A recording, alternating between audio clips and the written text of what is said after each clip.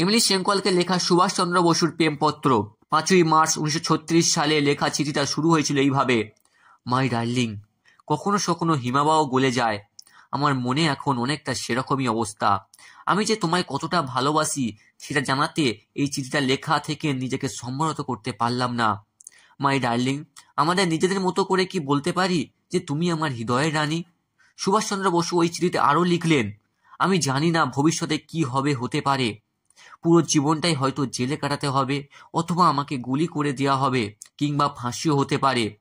এও সম্ভব যে তুমি হয়তো আমাকে কখনো আর দেখতেও পাবে না, অথবা আমি হয়তো কখনো তোমাকে চিঠি লিখতেও পারবো না। কিন্তু ভরসা রেখো, তুমি চিরকাল আমার হৃদয়ে থাকবে, আমার মনে, আমার স্বপ্নে থাকবে।